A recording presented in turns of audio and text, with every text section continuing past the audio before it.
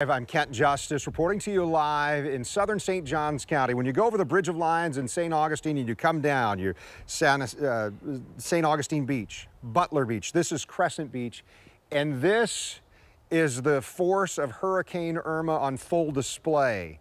A man who lives in this complex, Summer House, this condo complex, came to me and said, this isn't the hurricane, this was a tornado. Not confirmed that it was a tornado yet by investigators, but look at all this damage. It is incredible, including bedrooms where the windows are smashed in. All this debris, did it come from here? No, there are several buildings here, and all around us we see where roofs have been torn off. Broken windows are just the tip of the iceberg.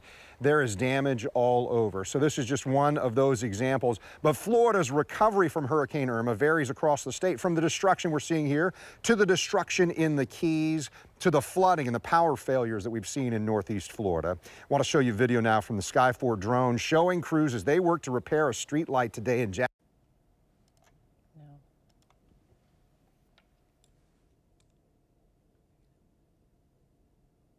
The warnings about Irma was prepare for almost anything, because the size of the storm meant all of Florida would have to deal with something.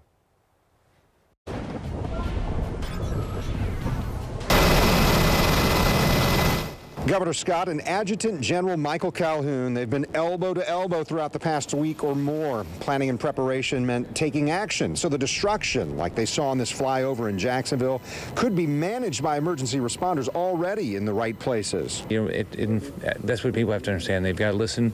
They've got to listen to weather. They've got to listen to National Hurricane Service. They've got to understand it's a storm. There's no direct path.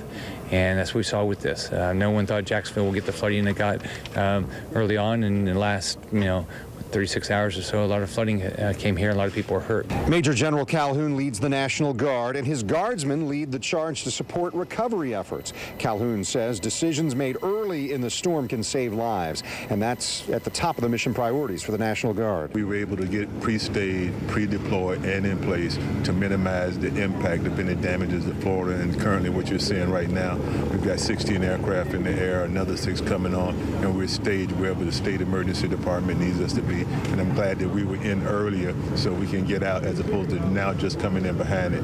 So we gained 2 or 3 days by being here before, and that was the governor's outlook and pre-staging us, so that was great. It makes a difference. Huh? It makes a big difference. That's life and death. But, we're blessed. We're all standing here, and we're making progress.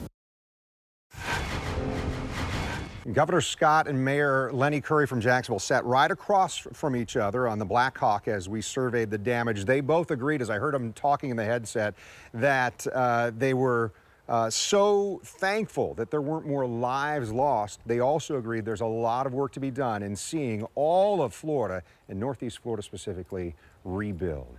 Live in Crescent Beach, Kent Justice, Channel 4, the local station.